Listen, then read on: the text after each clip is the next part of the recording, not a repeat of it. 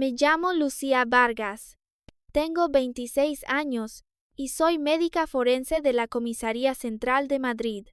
Puedo reconstruir la forma de caminar de una persona muerta a partir de un fragmento de hueso podrido.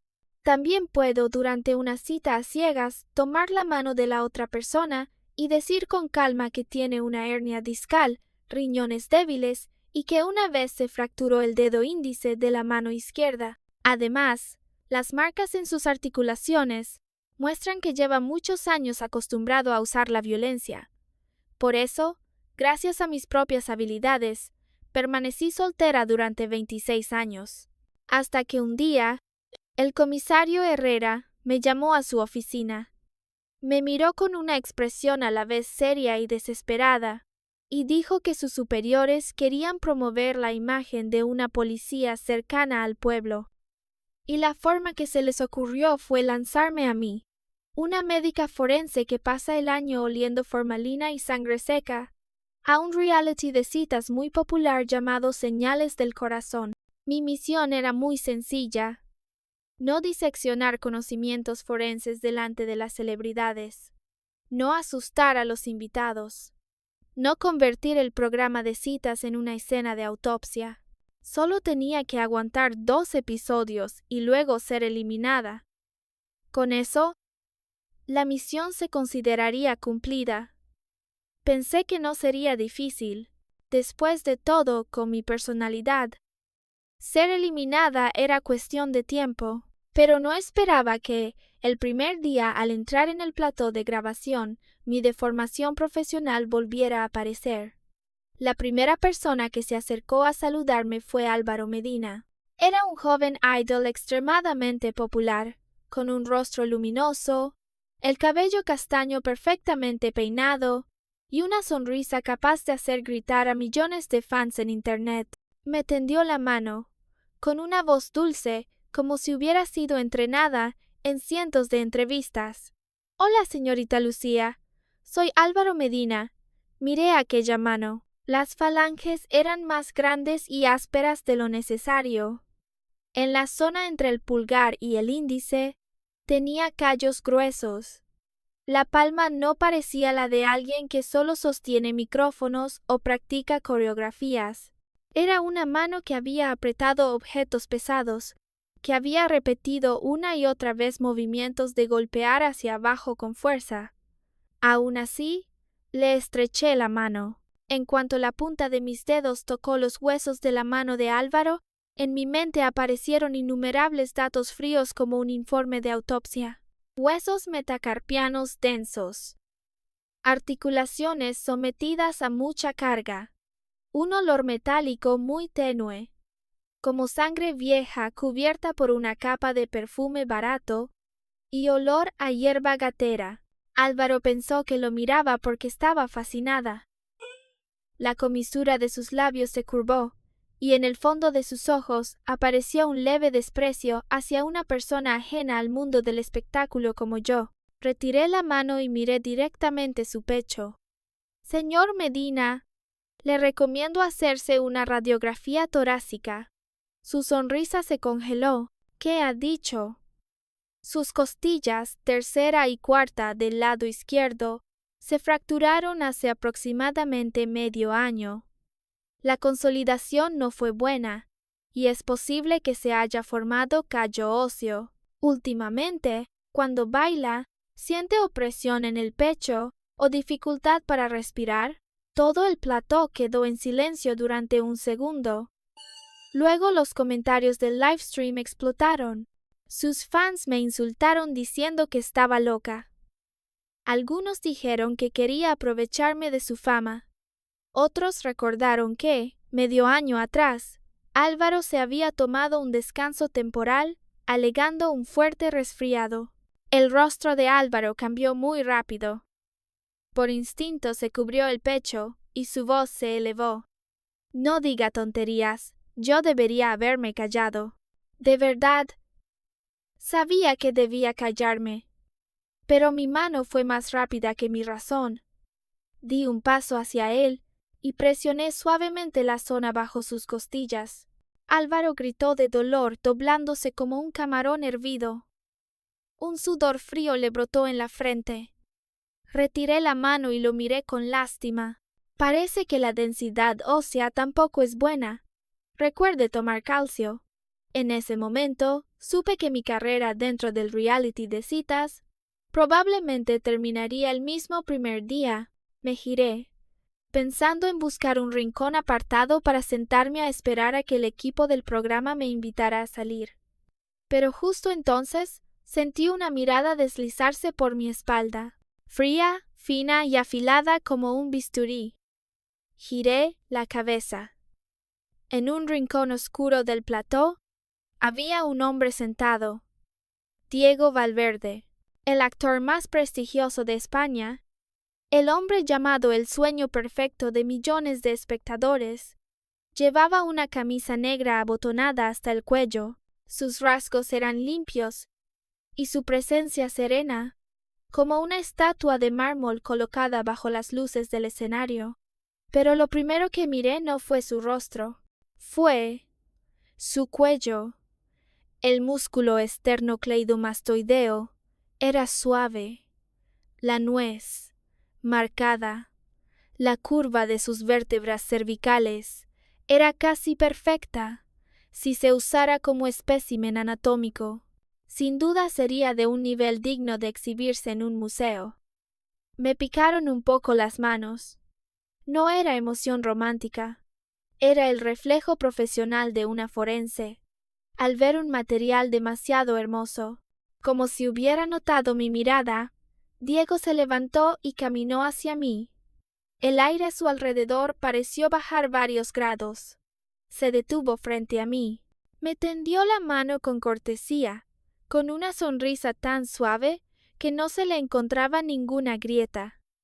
La capacidad de observación de la señorita Vargas es realmente especial. ¿Por qué no me examina también a mí un poco? Miré su mano. Larga, fría, hermosa hasta parecer irreal. La tomé. La sensación era como tocar jade frío, pero bajo el aroma de madera cara, percibí un olor muy tenue y muy familiar. Formalina. No solo formalina, también un poco de éter. Una persona normal no lo notaría. Pero para alguien que ha vivido durante años en salas de disección como yo, ese olor era tan claro como una alarma. Un actor alabado por toda la red, como amable, limpio y perfecto. ¿Por qué tenía olor a morgue? Deslicé la punta de mis dedos por su palma. Las líneas de la piel estaban muy bien ocultas. Todo era tan perfecto que resultaba sospechoso. Entonces lo noté. A su dedo anular izquierdo le faltaba una falange. No lo vi con los ojos. Su prótesis era demasiado refinada. Incluso las huellas dactilares estaban hechas casi sin fisuras. Pero los huesos no saben mentir. Allí estaba vacío. Me acerqué un poco más y hablé con una voz que solo nosotros dos podíamos oír. Señor Valverde, ¿dónde está el hueso de su dedo anular izquierdo? La sonrisa perfecta en el rostro de Diego por fin se agrietó apenas. Seguí susurrando. En Totente las tendeceron eleven to life en mí para limpiar la sangre de sus manos. Ni siquiera necesitó conservar el hueso. En los ojos de Diego, la ternura desapareció. Lo que quedó fue una quietud mortal que erizaba el cuero cabelludo. Él me agarró la mano a su vez, con tanta fuerza que los huesos de mis dedos dolieron, pero ante la cámara parecíamos estar susurrándonos con intimidad. Señorita Vargas, dijo con voz ronca y baja, a veces saber demasiado hace que una persona duerma para siempre. Lo miré, y mi corazón latió más rápido, no por emoción, sino por miedo, y por el placer tembloroso que traía ese miedo. Sonreí. Entonces es perfecto. Me falta un esqueleto perfecto para conservar. Creo que usted encaja muy bien. El livestream explotó porque todos creyeron que estábamos creando química. Nadie sabía que bajo aquellas brillantes luces de citas, Diego Valverde y yo acabábamos de ponernos cuchillos en el cuello. Me senté en el sofá, intentando normalizar mi respiración. Comisario Herrera, me temo que la misión que me encargó no podrá completarse. Tengo que quedarme en este programa, porque bajo la capa glamorosa de señales del corazón hay algo que se está pudriendo. Y Diego Valverde, ese Dios perfecto bajo los focos, claramente está de pie sobre un montón de huesos blancos. La siguiente grabación era la de primera impresión. Las invitadas femeninas tenían que elegir a su cita basándose en fotos de una parte del cuerpo de los invitados masculinos. En la pantalla aparecieron sucesivamente abdominales, manos, ojos y clavículas. Las demás se sonrojaban mientras comentaban las líneas atractivas. Yo, en cambio, miraba fijamente la foto de la clavícula. Era la de Diego. La clavícula derecha se había fracturado de forma conminuta. Durante la consolidación había habido proliferación de callo óseo, probablemente con una ligera compresión del plexo braquial. El presentador Javier me preguntó sonriendo: «Lucía, ¿cuál eliges? ¿Te atrajeron los abdominales?» Tomé el micrófono y señalé directamente la foto de la clavícula. «Elijo esta». «¿Por qué? ¿Porque es sensual?» «No». Me ajusté las gafas y dije con calma: «Porque el dueño necesita una reducción ósea. Si hace falta volver a romperla para corregirla, tampoco me importa». Todo el plató quedó muerto de silencio. La cámara cambió de inmediato hacia bastidores. Diego sostenía una copa de vino tinto. Su mano tembló levemente y una gota de vino cayó. Me miró a través del monitor. Su mirada era tan oscura que no se veía el fondo. Lo sabía. El juego había comenzado. Chunk 2. Si las miradas pudieran matar, probablemente los fans de Diego Valverde ya me habrían descuartizado en pleno livestream. La razón era muy simple. En la parte de formación de parejas, Diego era el invitado masculino más popular. Todos pensaban que elegiría a una actriz dulce o a una pianista elegante, pero él caminó directamente hacia mí. En la mano llevaba la tarjeta de misión, con una sonrisa suave como la brisa primaveral de Madrid. «Señorita Vargas, ¿tengo el honor de invitarla a cenar?» Los comentarios del livestream casi explotaron. Algunos decían que yo había embrujado al actor. Otros me insultaban diciendo que no era digna de estar a su lado. Yo solo miré la mano que tenía extendida frente a mí. Aquella mano era muy hermosa, fría y estable, como si nunca hubiera temblado por nada. Puse mi mano sobre la suya. «Por supuesto, señor Valverde». El equipo del programa nos metió de inmediato en el coche de producción. Nos llevaron al lugar preparado para la cita, un taller de cerámica artesanal en las afueras. Dentro del coche había mucho silencio. Pero para mí aquel silencio era más ruidoso que cualquier multitud. El espacio cerrado amplificaba todos los olores. El perfume de cedro de Diego era muy caro, muy limpio y muy acorde con su imagen de perfecto caballero. Pero bajo esa capa de fragancia, yo seguía oliendo formalina, muy tenue. Tan tenue que una persona normal pensaría que era solo olor a desinfectante residual en la ropa. Pero como forense que ha vivido durante años junto a cadáveres, sabía que no me equivocaba. Fingí marearme y apoyé la cabeza en su hombro. El cuerpo de Diego se puso rígido en un instante. Muy pronto se relajó e incluso ajustó la postura para que yo pudiera apoyarme con más comodidad. «¿No te encuentras bien?», preguntó. Su voz era grave.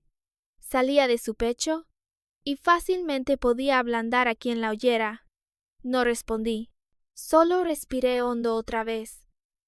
Era formalina, también un poco de éter.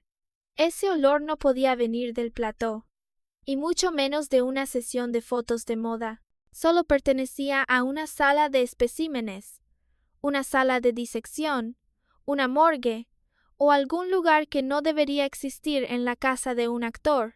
Abrí los ojos justo cuando encontré la mirada de Diego bajando hacia mí. En aquellos ojos marrón oscuro y profundos, no había enfado por la ofensa. Al contrario, me miraba como si estuviera observando a un ratón de laboratorio interesante. Me incorporé. Señor Valverde, ¿últimamente ha aceptado alguna película criminal o de terror? Diego arqueó una ceja. ¿Por qué preguntas eso? Tiene un olor. Señalé el cuello de su camisa. Residuos volátiles de conservantes biológicos. El componente principal está relacionado con el formaldehído. Normalmente este olor solo aparece en forenses, estudiantes de medicina, personas que preparan especímenes o asesinos. El conductor Martín, delante, tembló de la mano. El coche se desvió un poco del carril y luego volvió rápidamente. Diego soltó una risa. No era la sonrisa educada frente a la cámara. Era una risa muy ligera, muy fría, como un cuchillo deslizándose sobre un cristal. Se inclinó hacia mí. La distancia era tan cercana que podía ver mi reflejo en sus ojos. La señorita Vargas es muy graciosa. Solo tengo contacto con guiones. Tal vez me metí demasiado en el papel. Extendió la mano para acomodarme un mechón de cabello junto a la mejilla.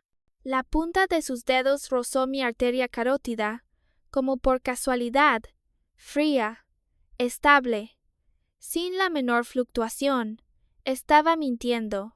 Una persona normal, cuando se toca su secreto, reacciona. Aumenta el ritmo cardíaco, cambia la respiración, se alteran las pupilas, se tensan los músculos faciales. Diego no. Era perfecto hasta un punto aterrador. Perfecto como alguien que había practicado durante mucho tiempo para imitar las reacciones humanas.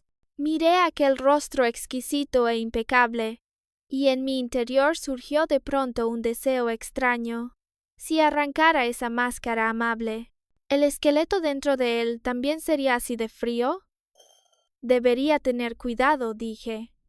Si se mete demasiado en el papel, puede que no logre salir. Diego me miró un rato y curvó los labios. Eso no es asunto suyo. El coche se detuvo frente al taller de cerámica artesanal. La luz del atardecer cubrió a Diego con una fina capa dorada. Él bajó primero y abrió la puerta para mí con cortesía. Bajo la cámara, era sagrado, elegante, hermoso como una estatua adorada por el público. Pero yo lo sabía. La luz no llegaba hasta sus huesos. La cita de cerámica estaba diseñada originalmente para crear un ambiente romántico. Dos personas sentadas juntas ante el torno, manos sobre manos, la arcilla girando bajo las palmas y la cámara esperando capturar momentos ambiguos.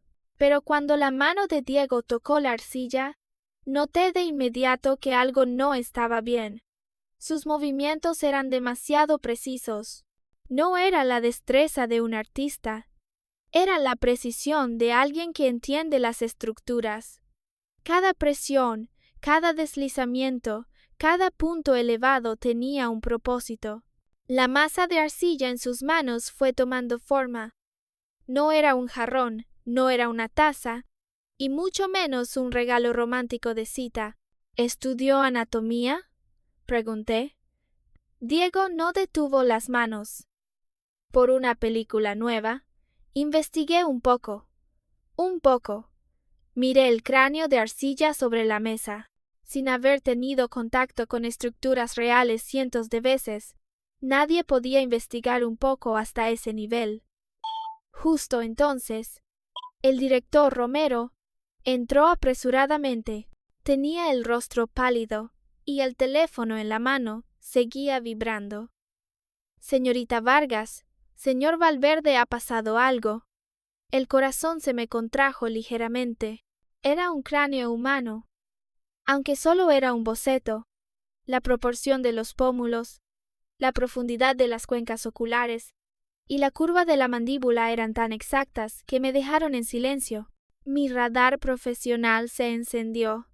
Cuando regresamos a Villa de la Sierra, la atmósfera había cambiado por completo. El lugar, que debía estar lleno de luces rosadas y bromas de citas, ahora parecía una escena de velatorio. En medio del salón principal de la villa, había una elegante caja de regalo rosa. La productora Irene dijo que era un paquete anónimo enviado a Diego. Decía regalo sorpresa. El equipo del programa pensó que lo había enviado una fan e incluso planeaba abrir la caja en directo para aumentar el efecto. Nada más entrar, olí sangre vieja. No era el olor fuerte de sangre fresca. Era el olor a óxido después de la oxidación, mezclado con un poco de grasa y carne ligeramente descompuesta. No la abran, dije. Pero ya era tarde. Diego estaba sentado en el lugar principal, desatando con calma la cinta. La tapa se abrió. Clara Conejo soltó un grito agudo. Dentro de la caja había un zapato de tacón rojo, pero aquel rojo no era tinte. Era sangre seca, que se había vuelto de color negro oscuro.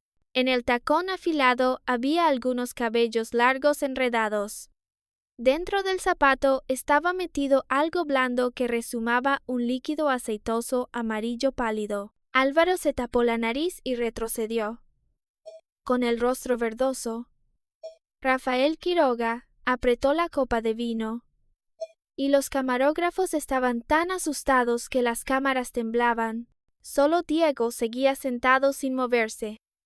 Miraba el zapato, como si viera un objeto antiguo devuelto, sin miedo, sin repugnancia. Incluso en sus ojos había un destello muy leve de excitación. Me puse guantes y tomé el zapato. Talla 37, pie derecho. La suela está desgastada de forma desviada. La dueña tenía la costumbre de caminar con los pies hacia afuera. La sangre ya se ha oxidado. El tiempo de muerte es de al menos más de 48 horas. Di la vuelta al zapato. Un trozo de carne triturada cayó sobre la mesa de centro.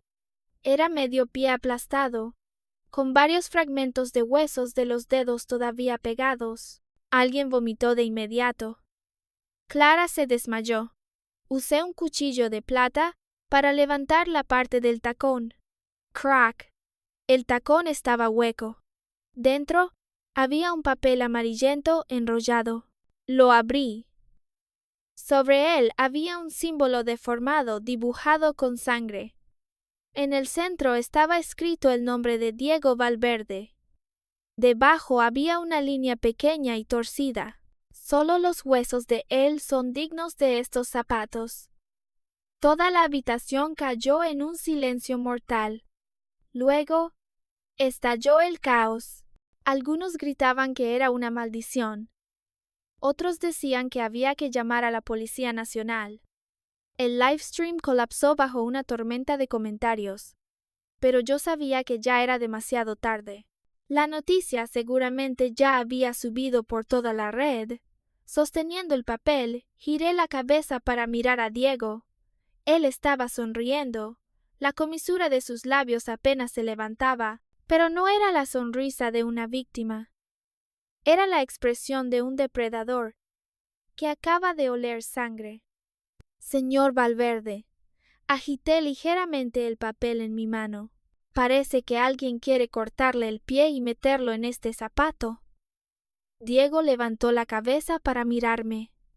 Su mirada atravesó aquella masa de sangre y carne y cayó directamente sobre mi rostro. Señorita Vargas, ¿no tiene miedo? Miré el medio pie sobre la mesa y luego lo miré a él. ¿Miedo? Dejé caer el cuchillo de plata sobre la mesa. El sonido metálico resonó con claridad. Solo temo que el corte del hueso no sea lo bastante limpio y desperdicie buen material. No era una broma. Tampoco era solo una amenaza dirigida a Diego. Era una provocación. Alguien había puesto un cadáver sobre la mesa de una forense. Y bajo las luces brillantes de este show de citas, por fin olí el verdadero olor de la oscuridad. Señales del corazón ya no era una misión de propaganda.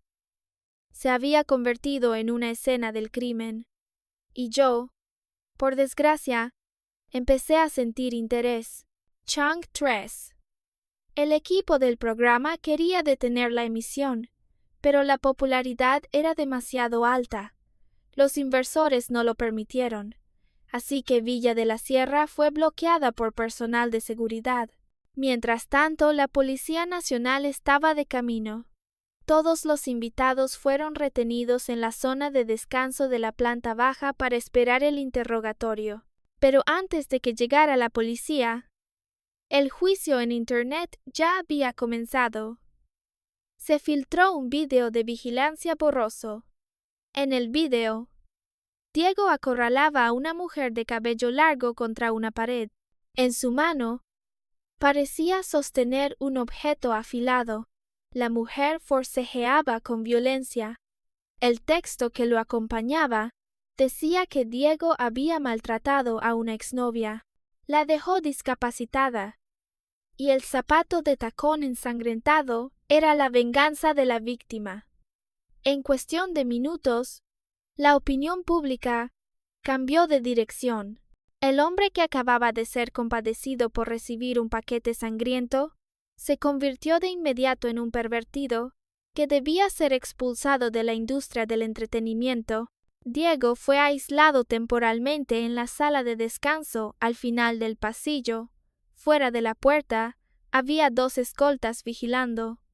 Ese nivel de vigilancia podía detener a paparazzi, pero no podía detenerme a mí. Usé la excusa de ir al baño. Aproveché un punto ciego de las cámaras y las habilidades de abrir cerraduras que aprendí de pequeña. En pocos segundos me colé en su habitación. La habitación estaba a oscuras. Diego estaba sentado en una silla junto a la ventana, jugando con un cigarrillo sin encender. La luz de la luna caía sobre su rostro. Dividía aquel rostro en 2 mitades, una clara y otra oscura. Al oír la puerta, no giró la cabeza. Señorita Vargas, irrumpir así en la habitación de un artista masculino. ¿No teme ser cancelada? ¿Y si antes de que me cancelen lo mato a usted? Cerré la puerta con llave y avancé. Antes de que Diego pudiera reaccionar, me senté directamente sobre sus piernas. Su cuerpo se tensó durante un instante. Su mano intentó agarrarme la muñeca, pero yo fui más rápida. Mi mano izquierda le sujetó el hombro. La derecha presionó con precisión el seno carotídeo de su cuello. «No se mueva», dije en voz baja. «Solo necesito ejercer un poco más de fuerza y entrará en shock por bajada de presión. Sabe que puedo hacerlo». Diego se detuvo. Echó la cabeza hacia atrás para mirarme, y su nuez se movió bajo mi palma. «¿Qué pretende hacer? ¿Robarme la virtud?» «Quiero tocar sus huesos». Sin esperar su respuesta, mi mano ya se deslizó hacia abajo. Clavícula, esternón, costillas. A través de la fina camisa sentí cada línea ósea, cada grupo muscular, cada respiración suya. Una persona normal, al ser amenazada e invadida así, se pondría rígida, temblaría, el corazón se aceleraría y las pupilas se contraerían. Diego no. Su cuerpo estaba relajado como si estuviera sentado en un chequeo médico normal. Ritmo cardíaco estable. Respiración sin desviaciones. Sin miedo. Sin ira. Sin reacción instintiva. Se está controlando, dije. No. Para ser más exacta, ha aprendido a simular a una persona normal. Incluso la sorpresa al ver medio pie en la caja fue actuación. Su verdadero yo, en ese momento, estaba excitado, ¿verdad? La sonrisa cortés del rostro de Diego desapareció. Por primera vez, vi lo que había bajo aquella máscara perfecta, frío, vacío, como una sala de disección, con las luces apagadas. Señorita Vargas, dijo con una voz tan plana que daba miedo. ¿Sabe qué ocurre cuando se revela el truco de un mago? Lo sé. Solté la mano y me levanté de encima de él. Pero ahora alguien quiere destruirlo. Quien envió ese zapato lo entiende. Sabe que usted no es normal. Quiere estimularlo, obligarlo a mostrar su forma de monstruo frente a las cámaras y hacer que cargue con toda la culpa. Diego guardó silencio. Saqué el bisturí de mi bolsillo, y la hoja brilló bajo la luz de la luna. No me gusta arrestar personas. Solo me interesan los cadáveres, pero me gusta aún menos que otros toquen un espécimen que ya he marcado. Me incliné para mirarlo. Hagamos un trato, Diego Valverde. Usted será el cebo. Yo sostendré el cuchillo. Cuando atrapemos al que está detrás, sus huesos serán entregados a mí para conservarlos. Diego me miró durante mucho tiempo. Después extendió la mano y sujetó la hoja del bisturí. La sangre corrió por el metal y goteó sobre la camisa blanca. Sonrió. Esta vez, la sonrisa llegó de verdad al fondo de sus ojos. Trato hecho.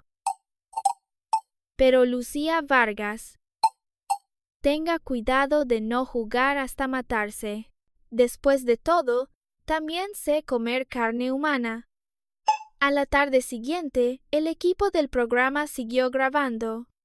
Empecé a sospechar que el director Romero no solo quería volverse famoso hasta la locura, quizá alguien lo estaba obligando a seguir grabando.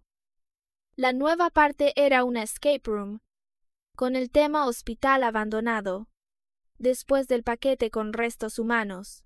Organizar un juego de hospital abandonado era, sin duda, una tortura psicológica. Álvaro se aferraba a Clara, diciendo una y otra vez que quería abandonar. Rafael permanecía inmóvil en una esquina, con el rostro sombrío. Mateo Serrano, un profesor de matemáticas común que casi no tenía presencia, se encogía detrás de todos, abrazaba con fuerza su bolso, y sus gafas gruesas reflejaban la luz fría. En cambio, yo sentí que volvía a casa.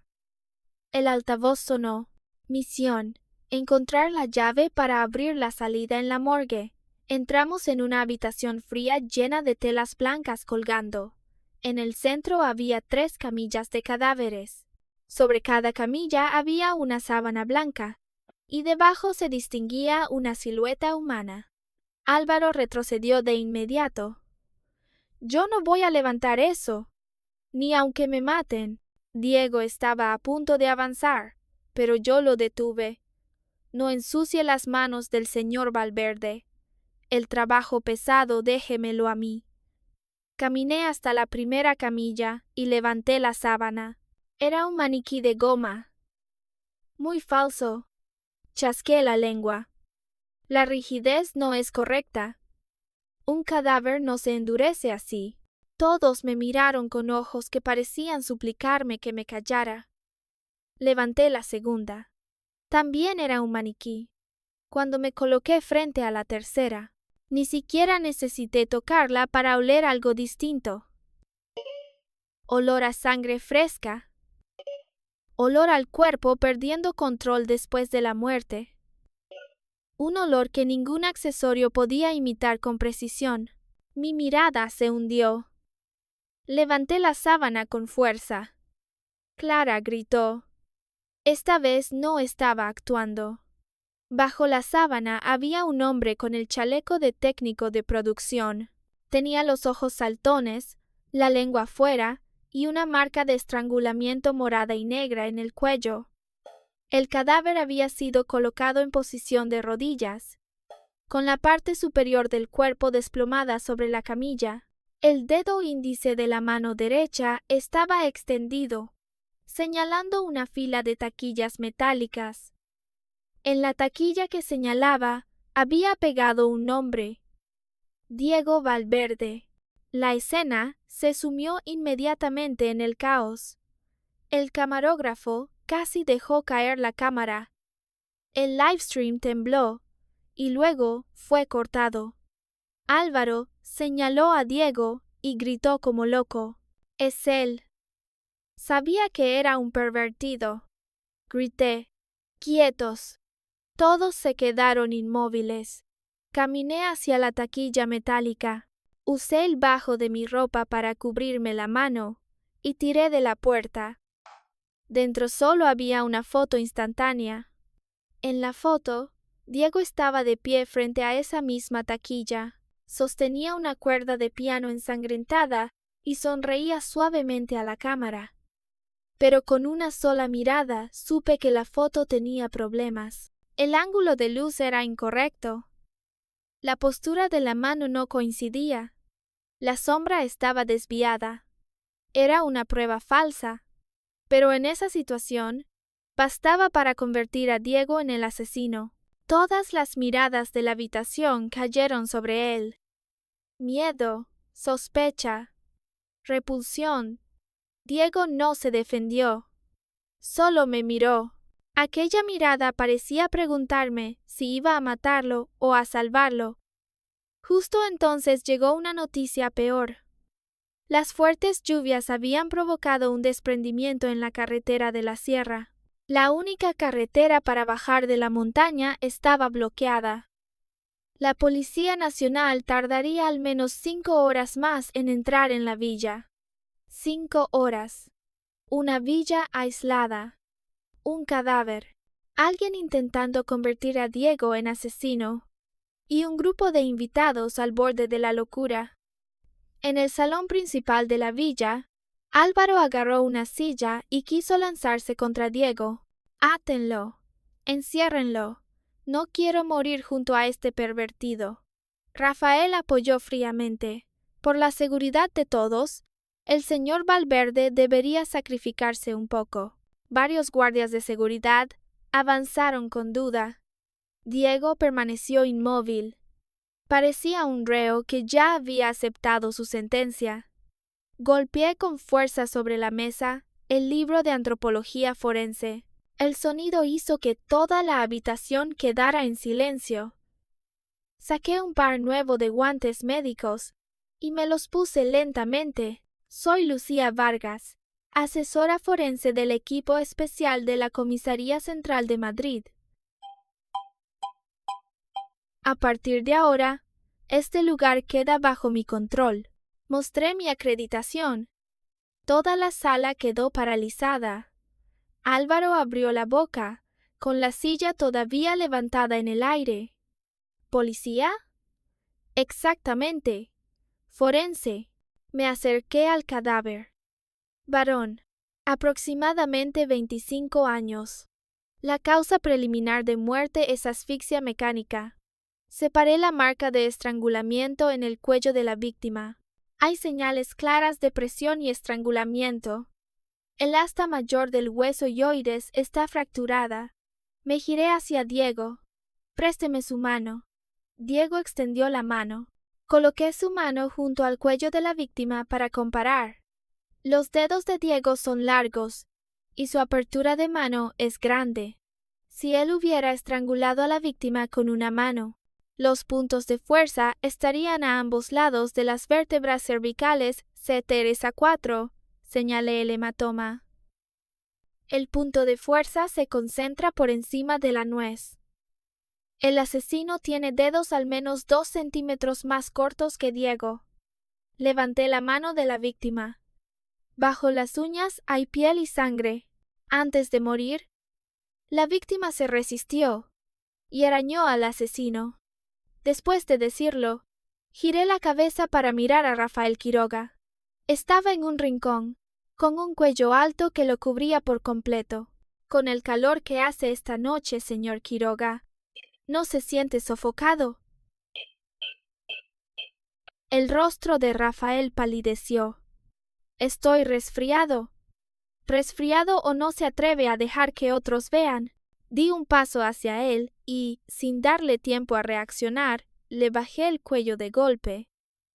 Varias marcas de arañazos rojas y frescas quedaron al descubierto, carne recién desgarrada. Clara se tapó la boca.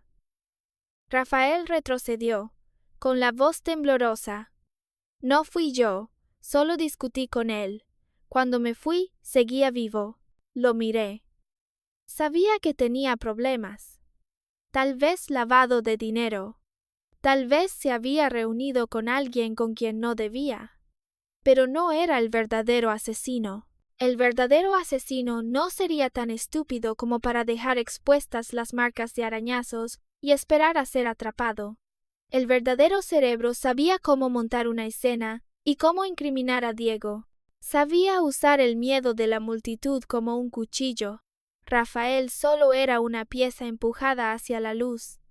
El jugador real seguía escondido en la oscuridad. Miré de reojo al resto. Álvaro temblaba. Clara lloraba sin poder hablar. El director Romero se limpiaba el sudor sin parar.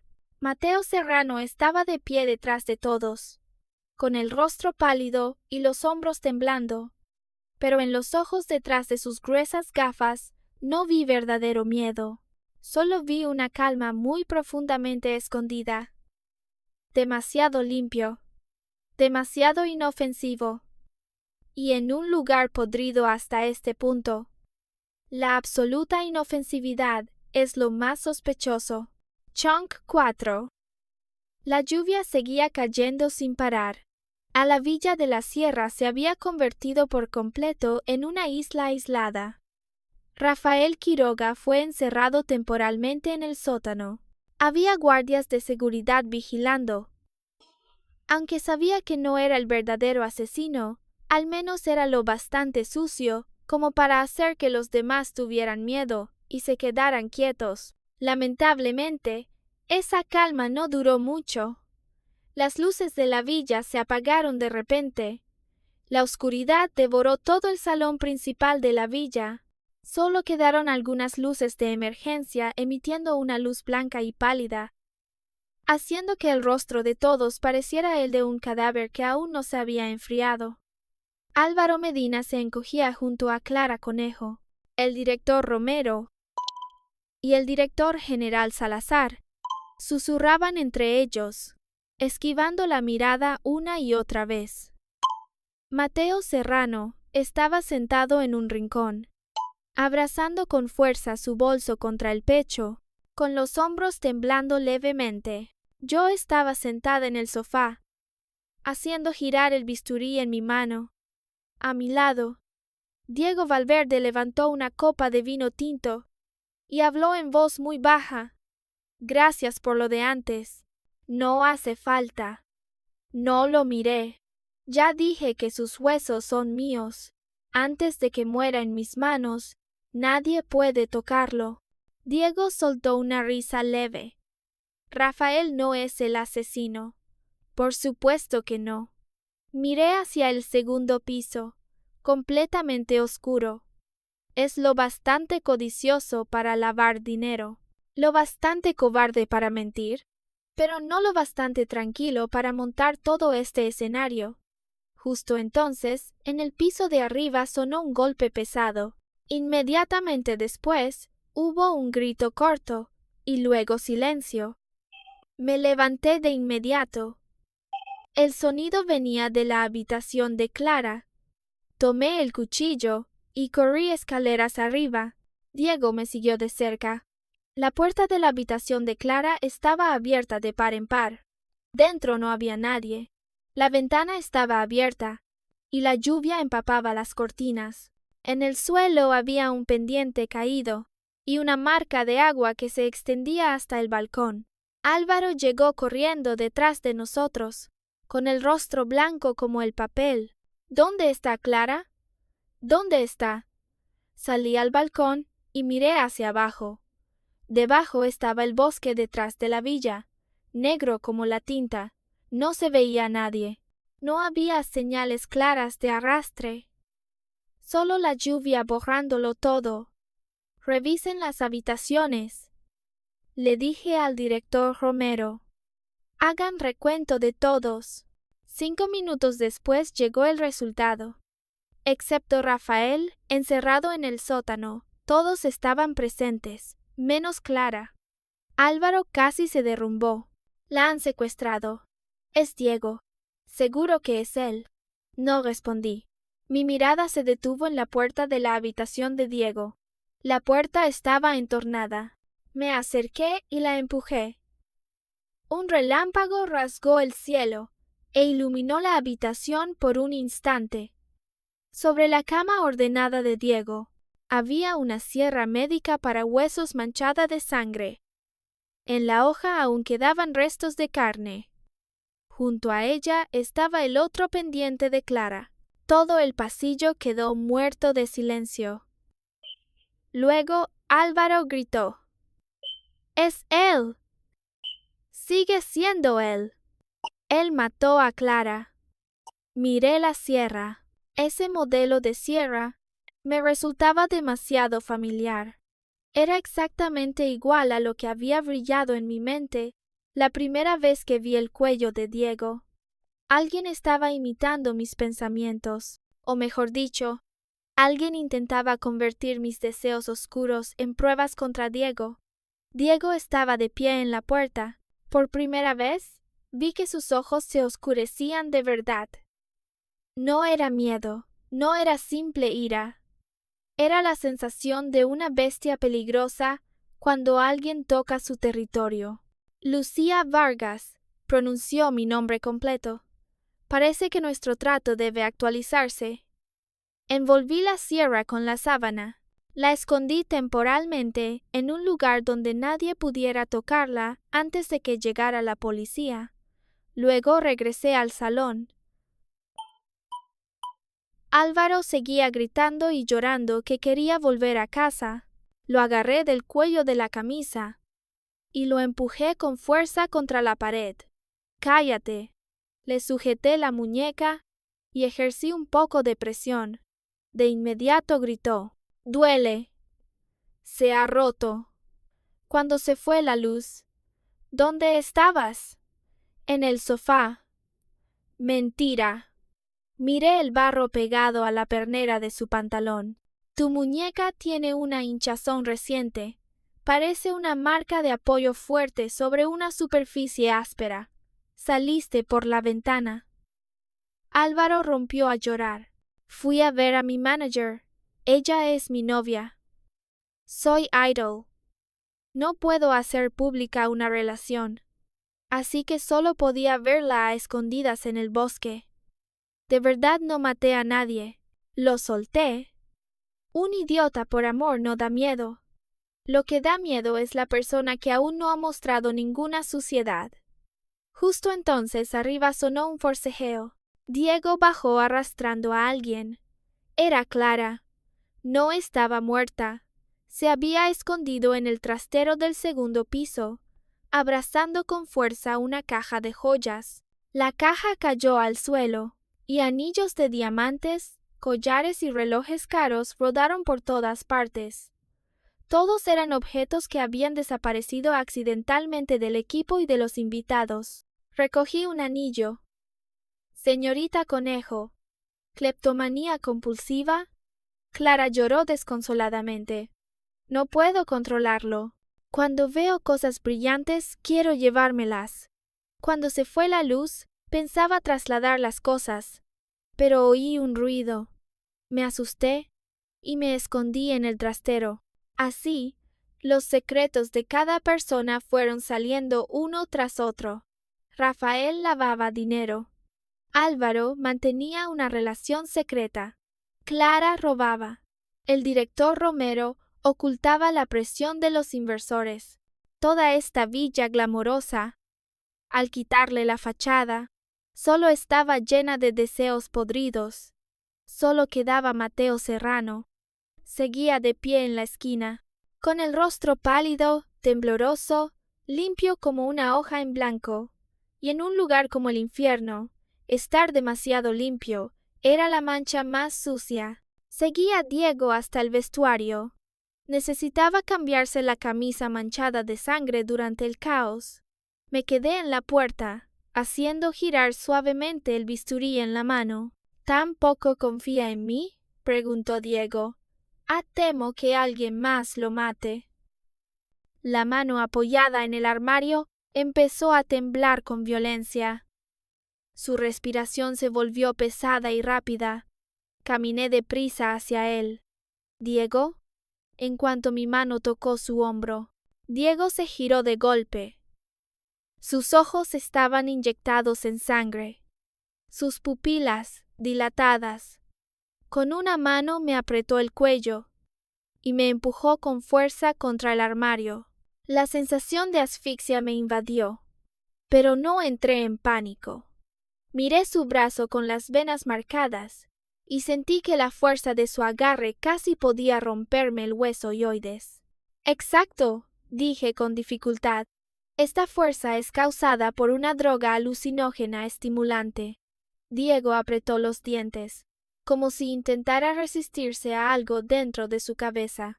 Aléjate de mí, me gustan mucho sus huesos, pero todavía no quiero convertirme en huesos. Saqué la aguja de plata que ya había preparado. La clavé directamente en el punto detrás de su nuca y luego golpeé con fuerza la zona bajo el esternón. La mano de Diego perdió fuerza de inmediato. Le retorcí ambos brazos hacia atrás. Lo presioné contra el suelo. No se mueva. Voy a desintoxicarlo. Unos minutos después, el rojo en sus ojos fue desapareciendo poco a poco.